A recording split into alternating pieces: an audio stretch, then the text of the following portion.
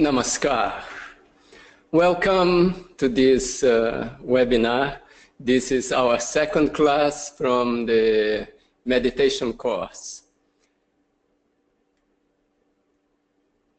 In this lesson, we are going to go a little bit deeper in the philosophy of yoga, and we are going to do some meditation practice. And we are going to talk about the 8 limbs of yoga. It's a very interesting topic, and we also going to continue with the points of Dhamma. Today we will talk about Satya.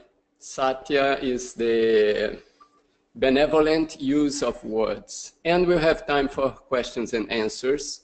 You can communicate with me through the questions window. You can type your questions and I will answer them either during the presentation or at the end. Okay, so let's go for today's lesson, lesson 2. Just a review from what we have seen on lesson 1. I talked about mantra. Mantra is the instrument we use for meditation. It is a word or it is a sentence with a special meaning, a special vibration. It helps the mind to meditate. So in the first class, I presented 3 characteristics of a mantra. The number 1, I called it concentrative. It means it helps the mind to concentrate. The number 2, I called incantative. It means that the vibration of the mantra suits the mind. The mind becomes calm by the vibration of the mantra. It kind of goes into resonance and it smoothens the vibrations of the mind.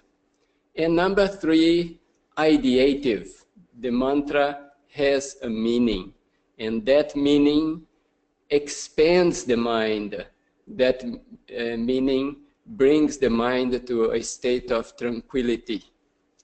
So these are the 3 characteristics of a mantra that we have seen in lesson 1.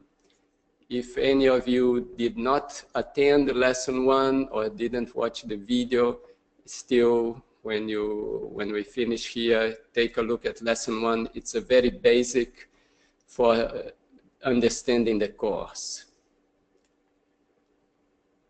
I also talked about the word yoga, that it means unification. And I said that we need at least 2 things to unify.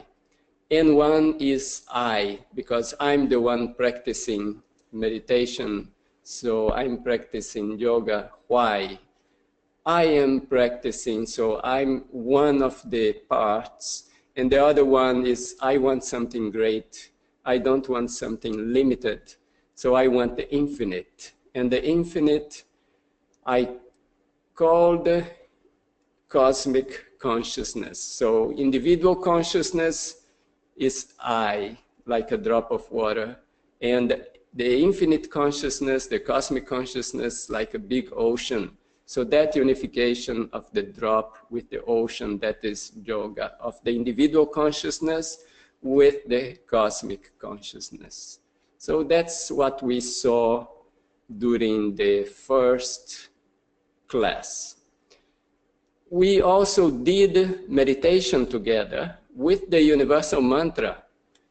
And during that meditation, we wanted to think only that everything is cosmic consciousness. And in Sanskrit, the words that we use for that are Baba Nam Kevalam. So that is the universal mantra we used during our first lesson. Now, let me ask you a question. And here is the question. There we go. I have mentioned that this course is practical. Means not only theoretical, but also practical. It means that in between two classes, you would make an effort to practice what you learned. And if you do that, then you can get maximum benefit from the course. So the question is, have you practiced meditation from last week to this week? So I'm waiting until I get okay, I got 80% answers already. So I can close here and share the results. All right, so the question was, have you practiced meditation during this week? And 17% of you said yes, twice a day, every day. That's great. 17% said yes, every day, at least once a day. That's also good. And 88% yes, almost every day. 50% of you only a few days, and 8% have not practiced. All right, that's okay for now. And our effort will be, as we move along, these percentages should move to the upper answers. So let's increase those who practice twice a day and increase those who practice every day. All right. That was the question. Now we go for today's presentation. It's something new. I'm going to talk about the 8 limbs of yoga. It's like 8 steps of yoga. It's also called Ashtanga yoga. Asta means 8, and Anga means like limbs. So yoga has these 8 parts. So to really understand the practice, it's interesting to have this idea of which are the 8 parts. So the number 1, it's called in Sanskrit Jama. And it means the mind, our conscious mind, has external expressions. We are dealing with other entities outside us. So it's very important to control our expressions, our relationship with these other entities outside us. And the consequence will be that we will be able to calm down the conscious mind. So when we sit for meditation, the conscious mind becomes calm. It doesn't think about so many things. It doesn't go everywhere. It doesn't keep its attention to the sounds and all the things that are happening outside. If we can control our external expressions, when we close our eyes, we can go within. And the practices that help with that are the practices of Jama. And we are going to see all the 5 practices of Jama during this course. So that's the first step of yoga, the first limb. Last week we have presented, or I have presented the first one, the first point of Jama, which is called ahimsa. Not to harm, not to hurt anyone, any other entity, consciously. So I have a question for you. Since I asked about the meditation, I will ask also about this ahimsa.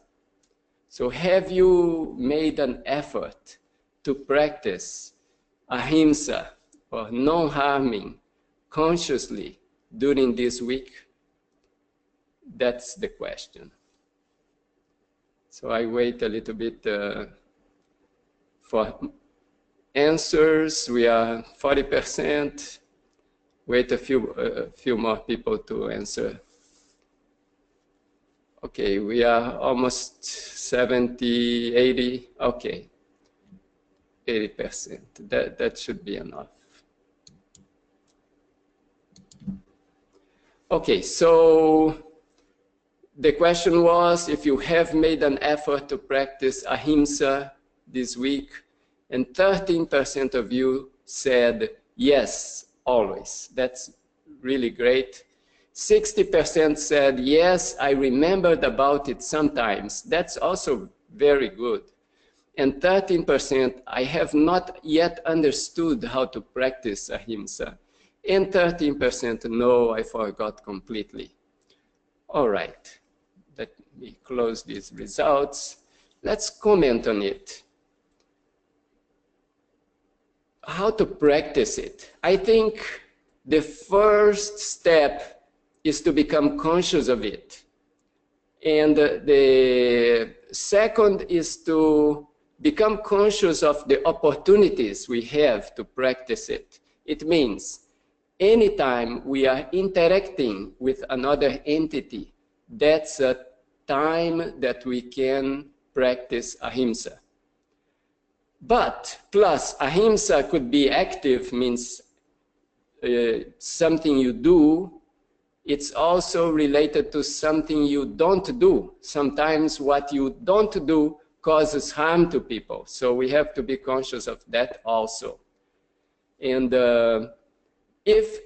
imagine if everyone in this planet will follow ahimsa, it means nobody will want to harm anyone. I think there will be a big change in the whole planet. So that's the power of such practice. And if we do it in our personal life, it can change our personal life. It can change the environment around us. And sometimes we think that we are doing it automatically, but it's much better to do it consciously.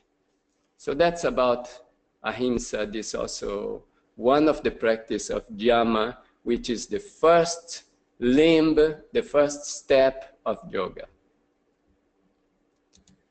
The number two, second step is niyama.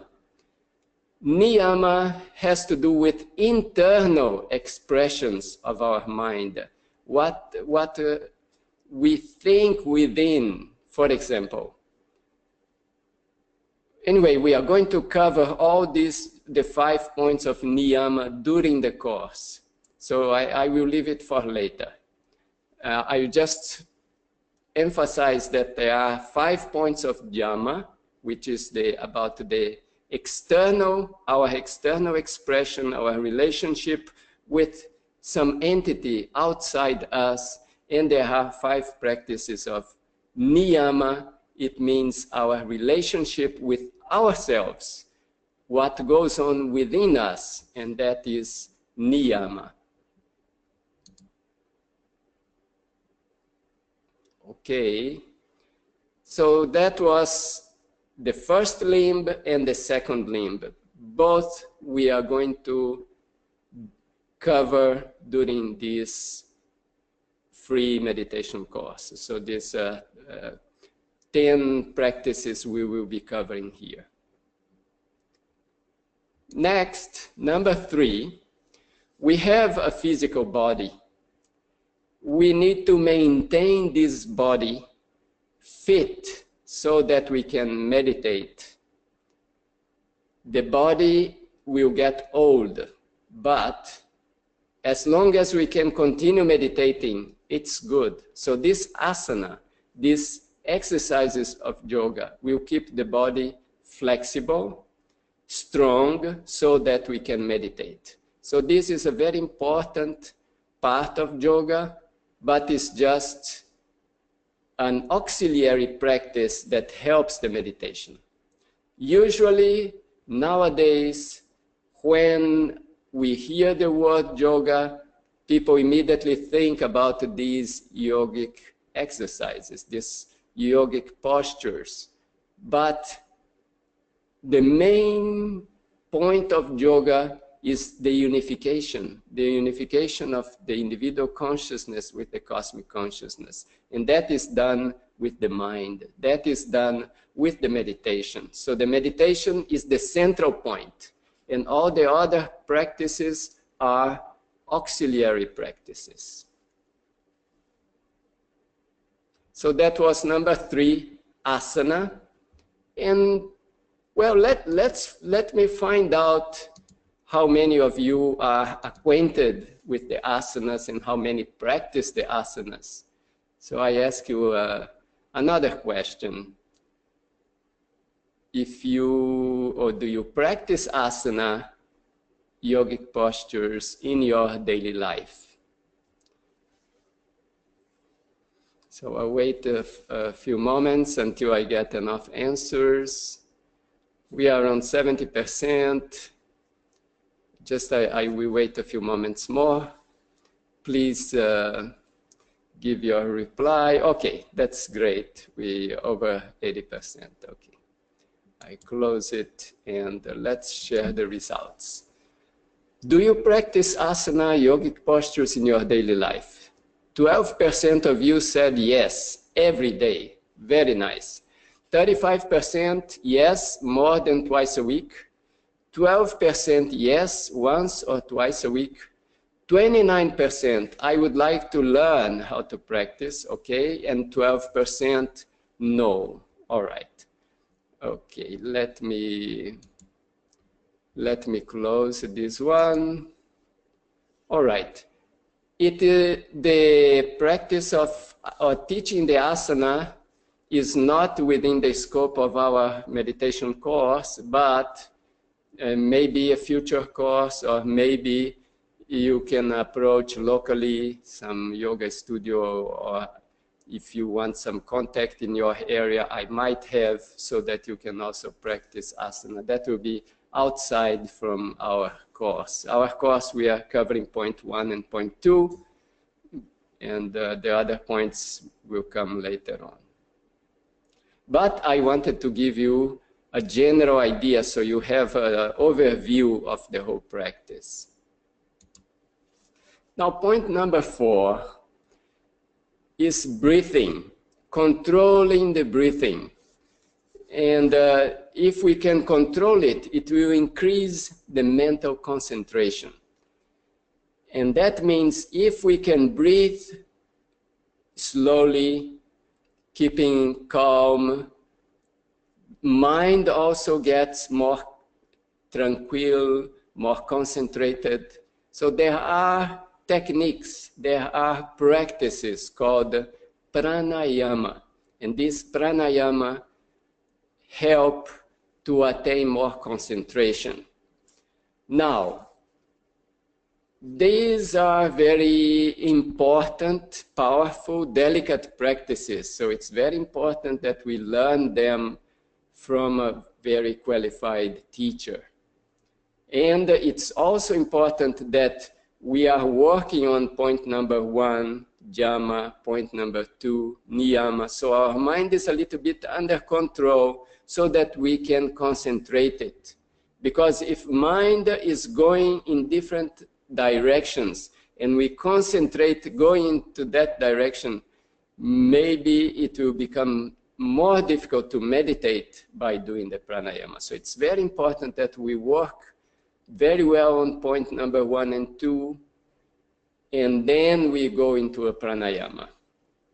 All right, so let's say we are here in point number 4, pranayama.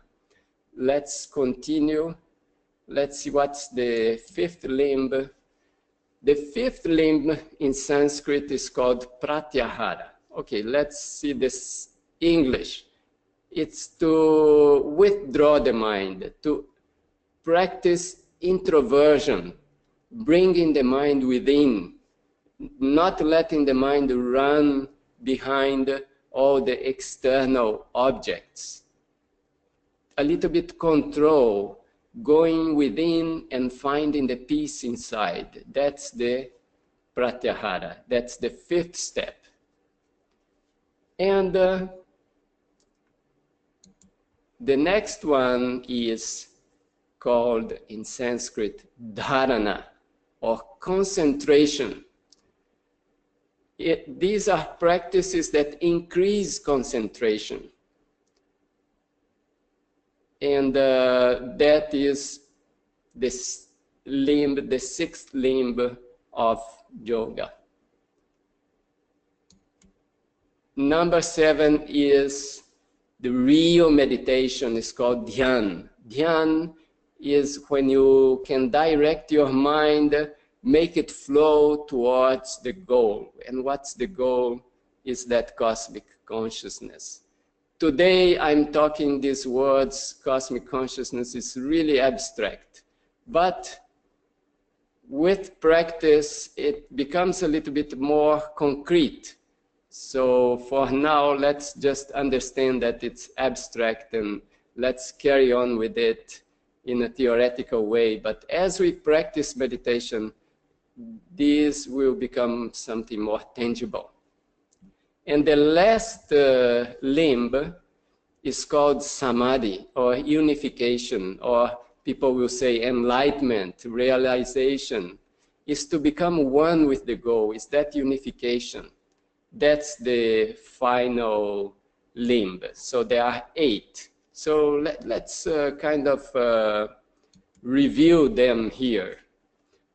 So there is yoga, which means unification of what? Individual consciousness with cosmic consciousness. Let's say the little with the great, or the drop with the ocean. That is yoga. And what are the limbs, or what are the parts of the practice that can take me to reach that? So number 1 is if I can control my external expressions and my internal expressions, number 2. So number 1 and 2, if I can control these external and internal expressions, my conscious mind gets very much calm. And if the conscious mind is calm, another universe comes, because just imagine or just visualize that you are looking at a very vast lake, or you are at the ocean, and the ocean is very agitated, and the water is not clear. When you look at it, you only see the surface.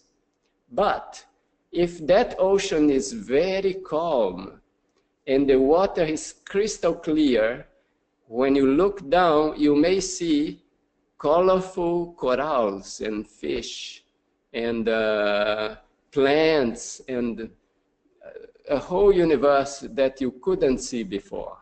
So the same happens with our mind. If the surface of the mind is very agitated, we can't see much. We think that's everything, that's the whole existence. But the moment we can calm it down, then another part of our existence comes up. So those 2 points are really important, point number 1 and number 2. It kind of calms down the surface of the mind. Point number 3, asana, is maintaining the body always fit. It's something you will carry on whole life, how to keep the body fit so that you can meditate, so that you can have a good quality of life.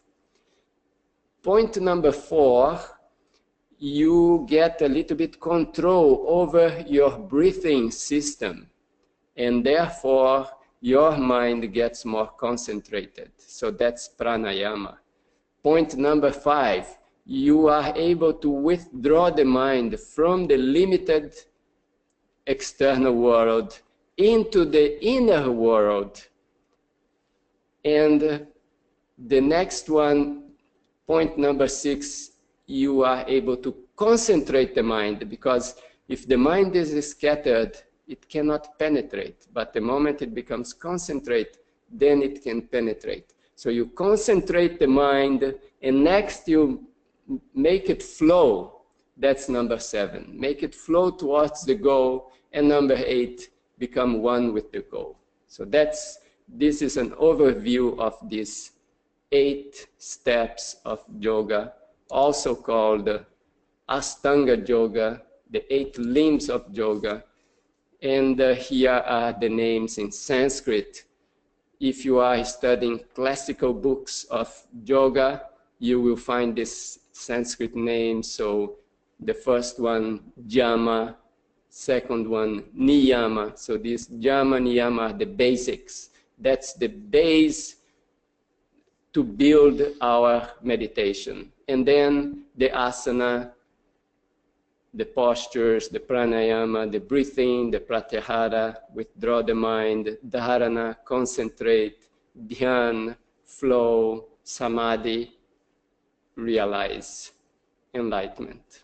So that's the various parts of the practice. For the moment, we don't have much ambition. We just want to do a little bit meditation, work on the first 2 points, jhana and yama, so that our conscious mind becomes very calm, and that's all we are thinking for now. Okay, so at this moment, let's do our daily meditation practice.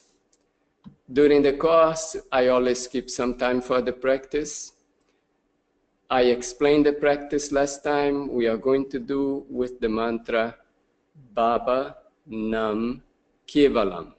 For those who missed the first presentation, it means that everything is cosmic consciousness. In Sanskrit, Baba Nam Kevalam. How we do this practice? We will just close the eyes and repeat the mantra. And think that around us there is only cosmic consciousness. There is no computer, people, walls, buildings. It's only cosmic consciousness. And just to help it a little bit for now, I'm going to use the guitar, and I will sing the mantra. When I sing the mantra, you can also sing there at your home. Why singing? Because you are using the voice. It's a motor organ, and you're also listening, so you are engaging your senses into it. And in my case, I'm also playing, so all that kind of makes you more concentrated. And so I sing a little bit, then we'll remain silence. When we are in silence, you continue thinking the mantra or singing the mantra, what comes better for you. And forget all the things that are around you. Just think that is this very peaceful environment you are. And that's it for now. Let's start it. Close your eyes, sit on your chair with your back a little bit straight. And we will do a collective meditation now. Everybody who is online. We will meditate with the mantra Baba Nam Kevalam. Close your eyes. Think that you are here, sitting down.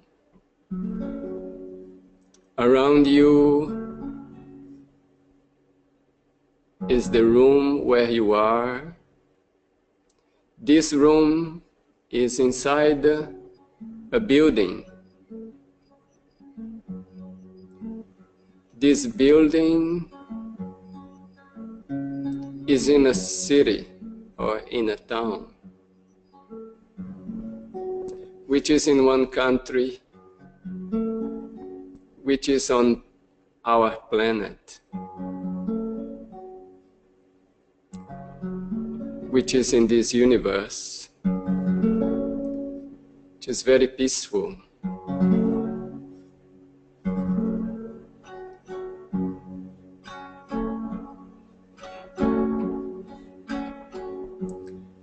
And throughout the universe, you only hear the sound Baba Nam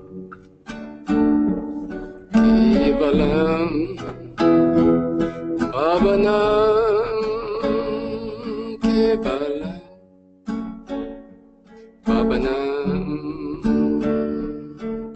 Kevalam Bhavanam Kevalam Bhavanam Kevalam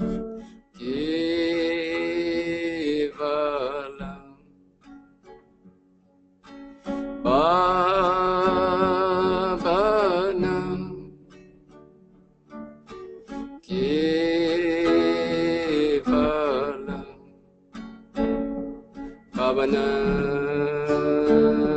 Kevalam Bhavanam Kevalam Bhavanam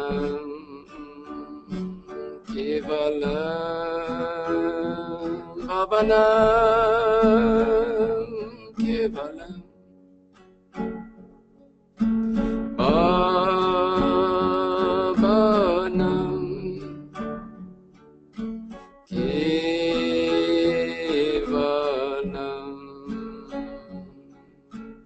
Bhavanam Kevalam Bhavanam Kevalam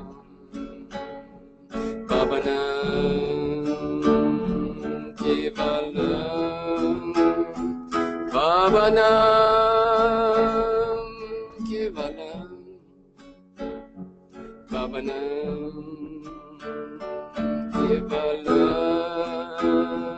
Bhavanam Kevalam Bhavanam Kevalam Bhavanam Kevalam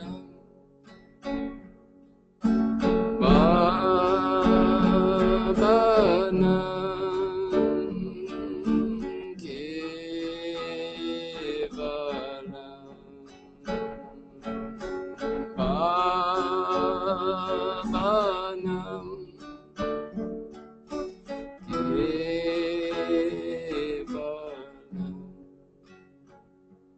Bhavanam Kevalam Bhavanam Kevalam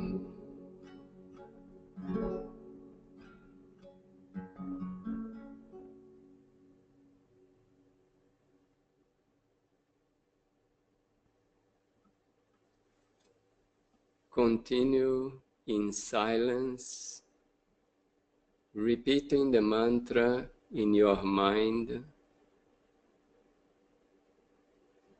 If any other thought comes to your mind, you again repeat the mantra and continue repeating Baba Nam Kevalam.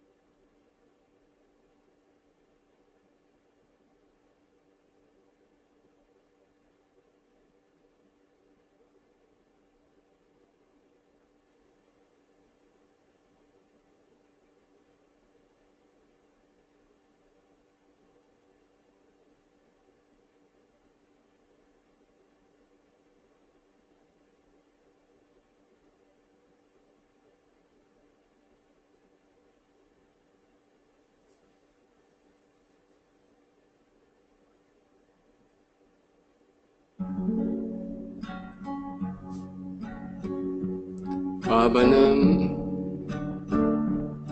Kevalam Bhavanam Kevalam Bhavanam Kevalam Bhavanam Kevalam Kevalam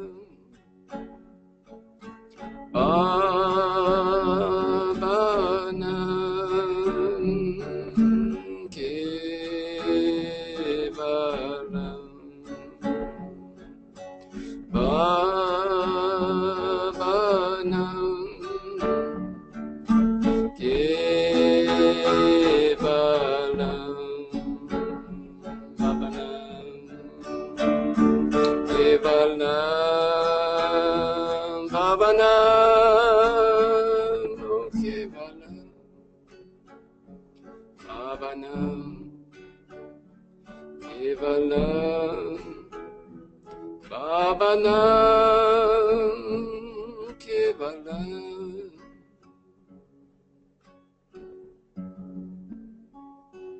Bhavanam, Kevalam.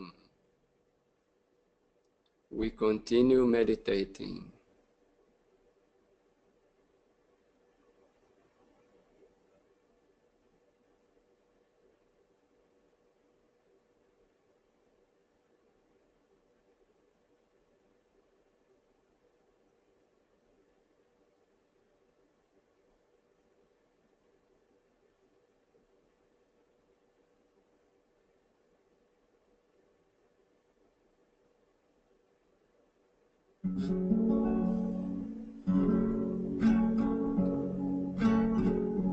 Bhavanam,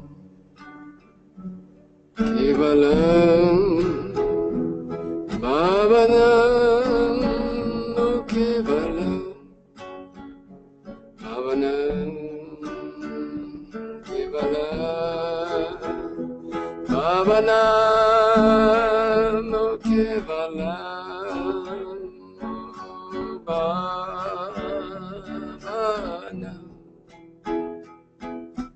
Kevalam,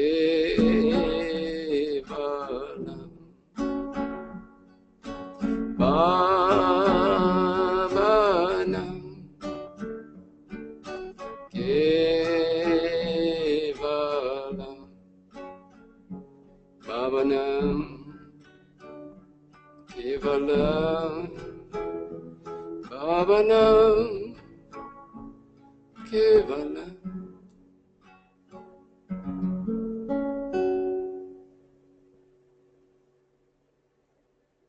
Now we come back here to our home, peaceful, and we can open our eyes.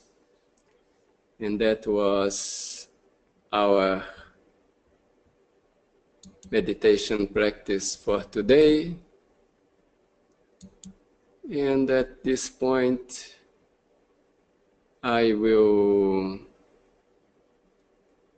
ask you, how do you feel after this brief meditation with the mantra Bhavanam Kevalam?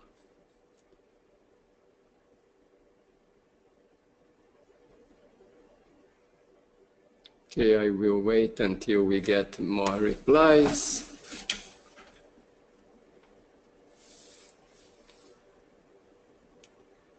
We are around 65% have voted. I wait a little bit more. Let's get up to 80% so we have a good representation. Okay, let's share the results. So we almost got 80% of you have voted. So the answers are, how do you feel after this brief meditation? 35% of you feel much more peaceful and relaxed than before. 47% more peaceful and relaxed than before. 18% just a little bit more peaceful and relaxed, and 0% the same as before. Therefore, it's quite good. Everybody's getting a little bit benefit. Nice. Okay. So let's move ahead.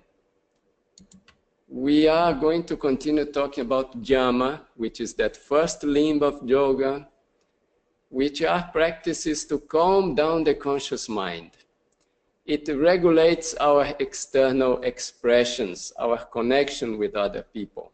So we already saw ahimsa, so that was number 1. So today we'll go to number 2 is Satya, the second practice of jhana. So that point number 1 has 5 sub-points. So ahimsa is 1, Satya is the next one. What is this Satya? Satya is the benevolent use of words. We relate to external entities, especially other people, through words. We talk to them, we say things. So these words have a lot of energy. They have a lot of force. They carry so much energy with them. So what is the best use?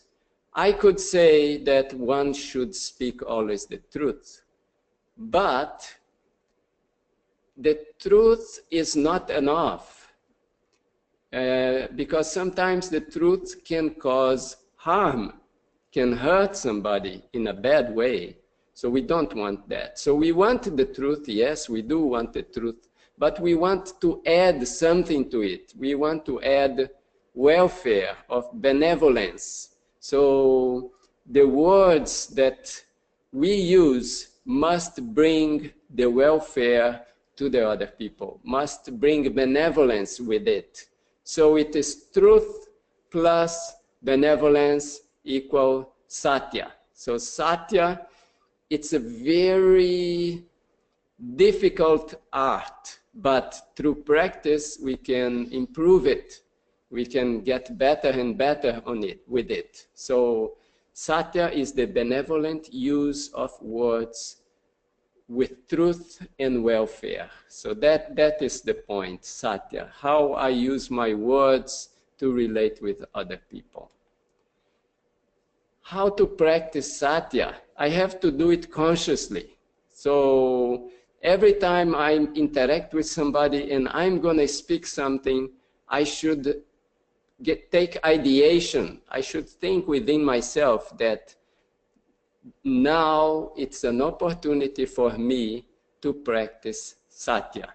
So by taking that conscious ideation, it already changes something, because I start thinking a little bit deeper which words I use and what's my intention. And it can be in any occasion. Suppose I go to the supermarket and I'm paying to the cashier.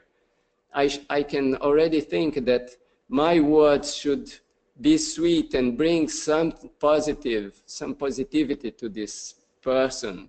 So that is a simple way how to practice Satya. You start with that inner ideation before you speak, that this is the moment I have, the opportunity I have to use Satya, to practice Satya. So that's every time I'm going to speak, every time I'm going to say words to other people. That's the moment to practice Satya. So you can imagine that we have many opportunities during the day to practice it. And therefore, the more we practice, the more we can become an expert on it. So that is about Satya. Now I'm going to give you time for your questions. So you start thinking about them and typing them. But first I do a review of the weekly practice, what you can do during this week until the next class. So first is meditate every morning. 5 minutes, at least 5 minutes. You can have a timer. You put a timer and put 5 minutes, and for 5 minutes you just sit, close your eyes, repeat the mantra, and think that around you is cosmic consciousness. It's theoretical, but you don't think about any physical object. Just think that you are within this ocean of consciousness, peaceful. So that is the 5 minutes you are doing that. You do that before eating. Meditation is better done with empty stomach. You can take a shower, or you can refresh your body, your face and hands, feet, like that, and do the meditation, but before eating. That's the first practice. Then during the day, think about practicing Satya. Every time you talk to other people, just before you start talking, you think, oh, this is a moment to do Satya, so let me practice it. And then in the evening, when you come back from work, from school, from your whole day of activities before dinner, another 5 minutes of meditation. If you can't manage before dinner, you can do it before sleep, but it's better before dinner. Okay, so twice a day meditation for 5 minutes and practice Satya. That is for this week. And now we go to our question and answers. I see one question here. It says, harm no entity. What about mosquitoes? Okay, so the thing is this, that in this creation, every life depends on another life to survive. For example, we have to eat something. What do we eat? We eat another being. Of course, we can have a choice to eat a less developed being, a plant, instead of a more developed being, animal. So we eat plants. So we are killing one being. Besides that, there are certain beings that are our enemies. And so our enemies, we have to get rid of them somehow. For example, if there are mosquitoes in the house, I better get rid of them, either by taking them out, or if that's not possible, I will have to kill them. But in that case, if I can make a house that is mosquito proof, so I avoid that they come into my house, then I don't need to go out there to kill them. All right, so you have to see the situation. So if you are facing a natural enemy like a mosquito, you might be forced to kill it. Okay, so that will not be against ahimsa. It's not that you went out there hunting for mosquitoes to kill them all. That's a different case. In this case, you have to protect yourself. So to do that, you have to resort to killing the mosquito. So we have to be practical, and we have to apply these rules, certain rules. One is about food. We eat the less developed being. The second, how we treat natural enemies. Okay, there are natural friends, that are some animals of our friends, so we will not treat them badly. There are others that are our enemies. We have to face them in one way or another. We have to see what's the best way. So that's an answer for this question. Okay, here there is another one. What is the difference of ahimsa and satya? Ahimsa is actions. You will not do anything to harm other people, all right? So you are not, it's kind of, you do not harm. Satya is, you use the words, so satya is related to words. You use the words for the welfare. You see, satya is more active. It means you are doing something with your words to create welfare, to bring benevolence. So you are using your words for doing something good. That's satya, so related to words. Ahimsa, you are avoiding doing any harm. So that's the difference between satya and ahimsa. Next one. Can you sing the mantra the whole time? Do you need to go silent at some point? Well, you can continue singing the whole time. You don't need to go silent in this meditation. In the practice that we did, either you sing the whole time. If you cannot sing, you just say the mantra, because it's important that you use the mantra, that you concentrate on the mantra. We are going to, later on in the course, I will talk a little bit more about the mantra. So for now, when you meditate, either keep singing the mantra all the time or keep repeating it all the time during the whole 5 minutes that you are doing the meditation. Okay. See if we have some more questions here. Oh, it seems we finished all the questions.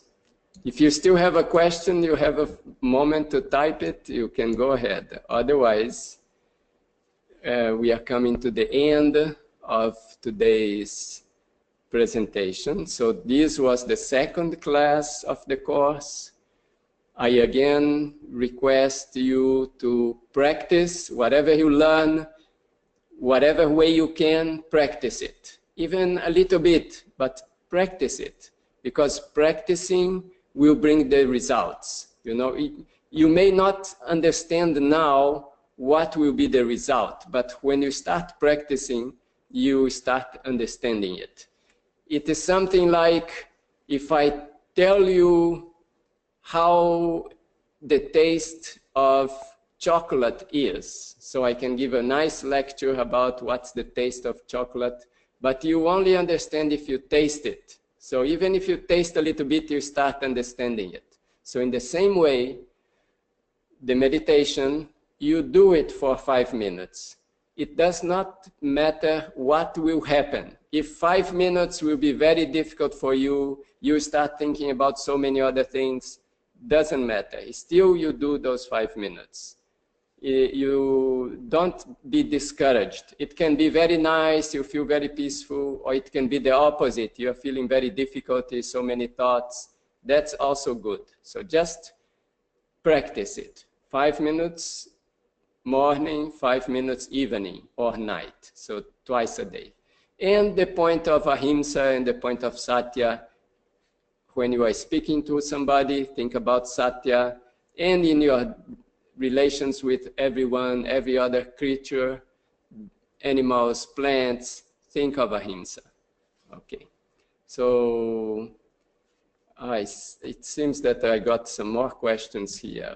No, just a thank you. And another one is, when I say the mantra, because it's in a different language, I don't think about the meaning of the words as much. Do you ever say a mantra in your native language? For now, even if you don't really understand the meaning very well, just keep it in that way. I'm going to explain more about it.